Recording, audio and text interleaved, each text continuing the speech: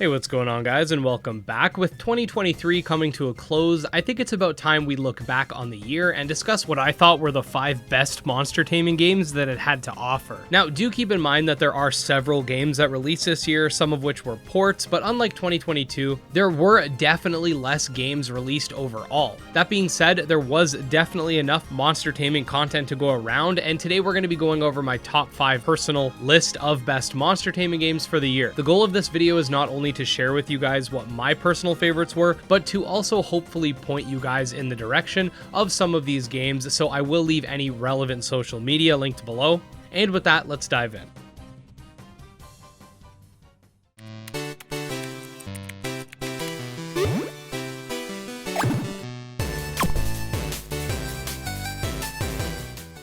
Alright, starting out at number 5, we have Digimon World Next Order, which I'm keeping at the bottom of the list here for a couple of reasons. The first of which is because I never actually got a chance to finish it with you guys. I ended up getting really sick right before Cassette Beast released, and kind of in the middle of our Digimon World Next Order playthrough. I had to kind of pivot when I got better, since that's just how YouTube content be, but that being said, the 20 or so hours I did play with it were honestly a ton of fun. Digimon World Next Order, if you don't know, is a port of a game of the same name that came out back in 2016, and acts as a spiritual successor to the Digimon World games and a direct sequel to Digimon World 1. This game has you set out on an adventure where you must recruit various Digimon in order to bring up your town and further strengthen your Digimon. It features a unique battle system where you can give commands in real time. It allows you to raise your Digimon individually in terms of stat growth, and you also get to clean up poop, which I know some of you guys are into. That being said, if you are looking for a Digimon experience and haven't played Digimon World Next Order, I highly recommend checking it out. It's sort of like a cross between Monster Rancher and a segmented open world style game. It's a lot of fun. It's definitely on my list of games that I want to go back and finish at some point, whether that be as a YouTuber making content or just a personal thing. Haven't quite decided just yet.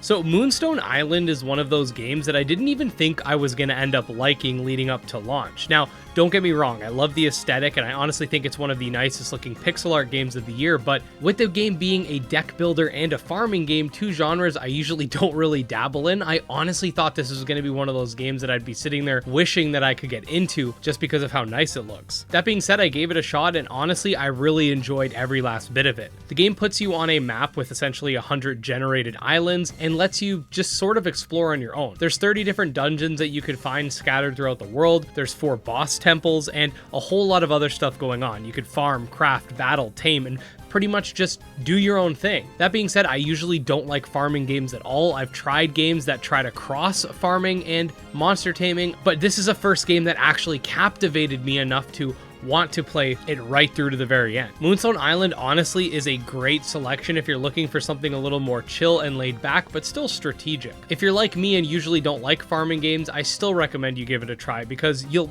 find a lot to love here.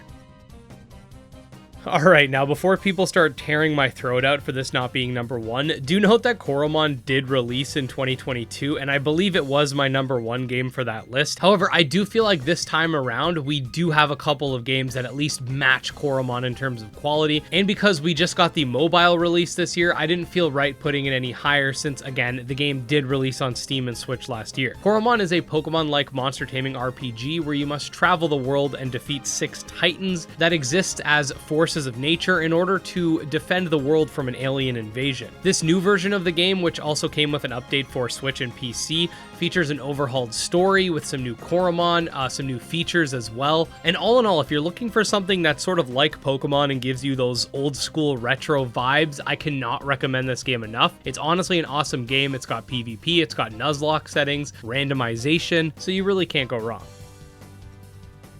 Alright, the hardest thing for me to do was to choose between number 1 and number 2, so you can kind of treat these next two as interchangeable, but let's talk about Cassette Beasts. Cassette Beasts is a monster taming game that breaks the mold on so many levels that if it were awarded with some sort of plaque for best monster taming game of the 2020s so far, I wouldn't bat an eye because that's how good this game is. Cassette Beasts features a ton of unique systems like its elemental chemistry, which creates a situation where advantageous and disadvantageous attacks can buff, debuff, and transmutate other enemies rather than just simple damage multipliers. The game features an open world that lets you explore pretty much freely, especially if you gain in the various power-ups that you can find. It features some of the nicest pixel art I've seen in the entire genre, and even has a story that I find very interesting. I've gushed over this game pretty much all year, so I think it's pretty obvious that it would make it up here on the list, but if you do want some more information of the game, since there's no way I could possibly go through all of the intricacies in this video, I will leave my review linked below, as well as any review for any game on this list that I've made one for.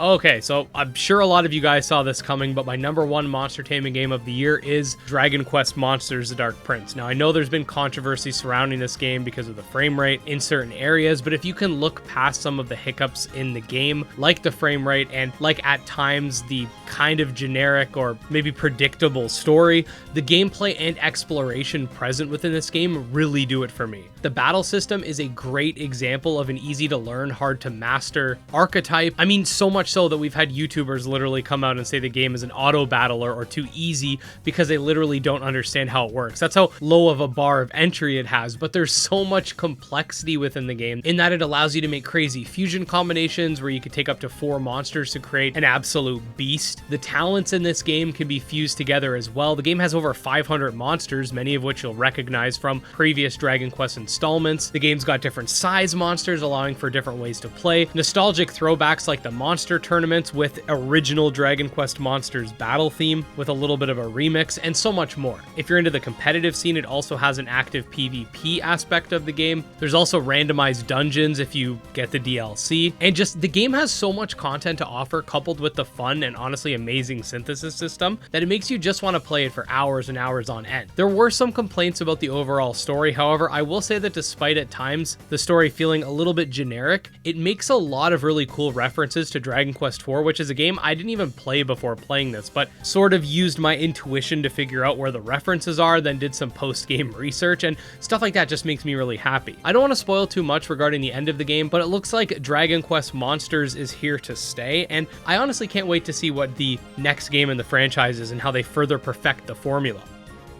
And there you go, guys. Those are my top 5 picks for the best games of 2023. Now, do note that these are my personal opinions and things can definitely change. However, for now, I think that any of these 5 picks are an absolute blast, and I recommend all of them thoroughly. I will, like I said, have any relevant information linked below. I'll have reviews and Steam pages, and keep in mind that many of these games might be on sale as of the time of this video going live, because at least for the ones on Steam, there is a winter sale going on until January 4th. I'll leave a video discussing all of the sales for the year as well in the description. Other than that, I just wanted to thank you guys so much for another great year. I've watched this channel over the past 4 years grow from literally nothing to the somewhat sizable channel and solid community we have today. When I started this journey, it was never my intention to become the monster taming guy. I was just covering games that I thought looked cool, and it turned out that a lot of them happen to just have the same thing in common, that they focus on monster taming. As long as developers keep putting out new monster taming experiences, I can continue to put out new monster taming videos, and judging by the way things are going the last few years,